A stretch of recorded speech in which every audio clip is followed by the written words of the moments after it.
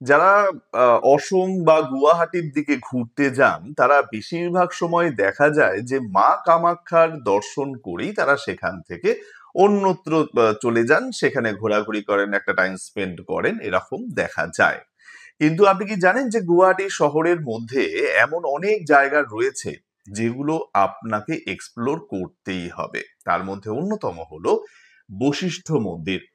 এই বশিষ্ঠ মন্দিরে একটা ভীষণ ইন্টারেস্টিং কাহিনী রয়েছে।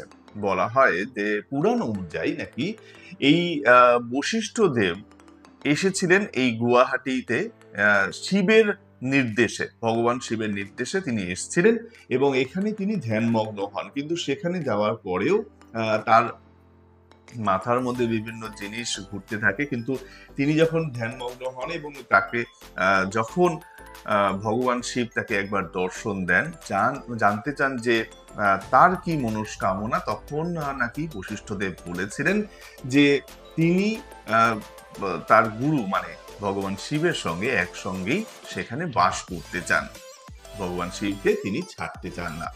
তো তারপর থেকেই নাকি বলা হয়, এখানকার মানুষ বলে থাকেন, পুরোহিতরা বলে থাকেন যে এই যে বশিষ্ঠ মন্দির, সেই বশিষ্ঠ মন্দিরে গুরু শিষ্য অর্থাৎ শিব এবং বশিষ্ঠ দেব একসঙ্গে বসবাস করেন।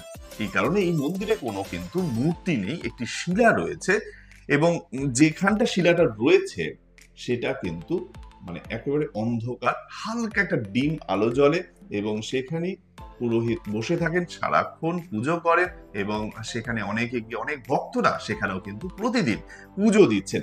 জায়গাটি খুব ভালো লাগবে কারণ পাহাড়ের উপর ঝর্ণা বয়ে যাচ্ছে এবং সেখানে গিয়ে আপনি পুজো দিতে পারেন। তার সঙ্গে সঙ্গে সেখানে প্রচুর হনুমান রয়েছে, কিন্তু মাথায় রাখবেন, সুতরাং আপনার যে জুতো চটি এগুলো তারা হয়তো নেবে না, কিন্তু আপনার হাতে যদি কোনো খাবার থাকে সেগুলো কিন্তু তারা ছো মেরে নিয়ে চলে যেতে পারে, এটা কিন্তু মাথায় রাখবেন।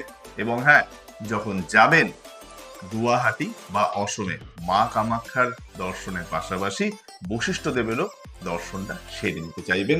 শুধু বশিষ্ঠ দেব কেন, যেটা বললাম যে এখানে কোনো মূর্তি নেই, গুরু শিষ্য একত্রিত একটি শিলার মধ্যে। নেক্সট টাইম যান, ঘুরে আসুন, ভালো লাগবে, এটা আমার গ্যারান্টি।